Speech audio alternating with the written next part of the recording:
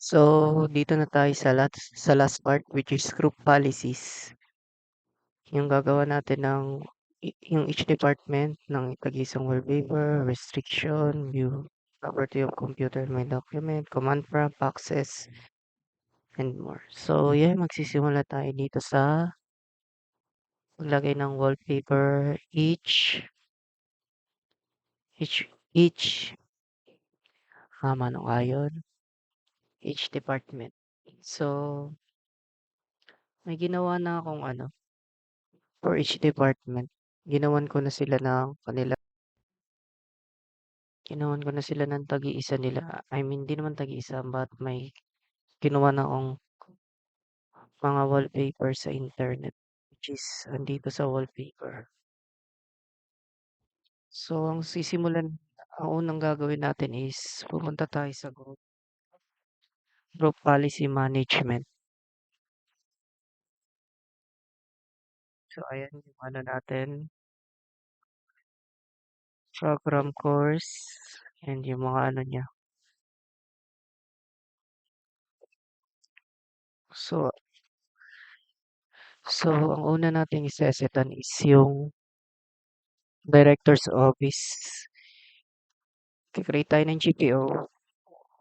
Wallpaper. Ayan yung pangalan ng GPO natin. After creating the wallpaper GPO,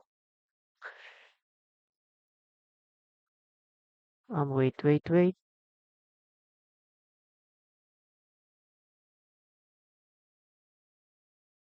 I-edit natin tong wallpaper natin. Yung wallpaper GPO natin. And then, pupunta tayo sa user configuration and policies, administrative, and then desktop, and then desktop ulit. So, lalabas dito yung desktop wallpaper. As you can see, not configure. O configure natin siya, i-edit natin. And then, lalagyan natin siya ng wallpaper.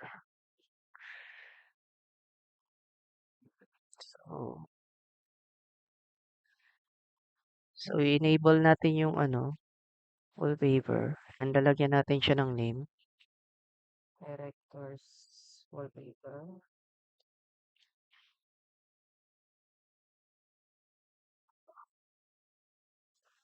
But hindi yan yung ilalagay natin. Ang ilalagay natin is yung file path.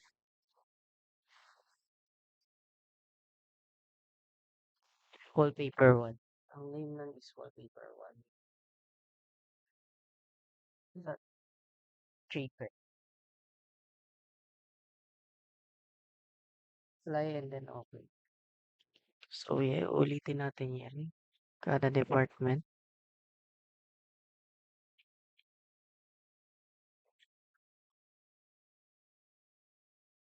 So yeah.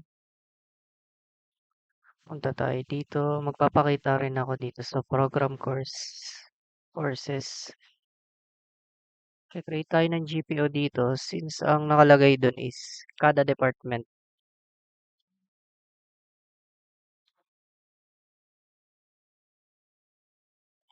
Ayan, programs.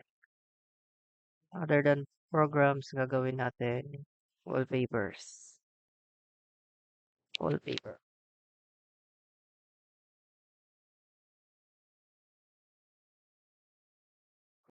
Wallpaper. Yan. So, after creating the program wallpaper, edit ulit, policies, administrative, desktop ulit. Yan, papalitan lang natin yung desktop wallpaper. Ulit-ulitin lang natin yung ginawa natin kanina. Sa malagyan na lahat. So, wallpaper to.jpg. So, hindi ko na siya lalahatin para hindi ganun kahaba ang video natin. Nagbigay lang ako ng tagi-isang example sa kanila. But tatapusin natin yan later on. So, ang yan, is pupunta tayo sa group policy, yung ano dun, editor, para maano natin. Wait, ang hanapin ko ulit yung group policy. X ko muna yan. Cancel and then yeah. So yung continuation is dito na tayo sa group policy. Tayo dun.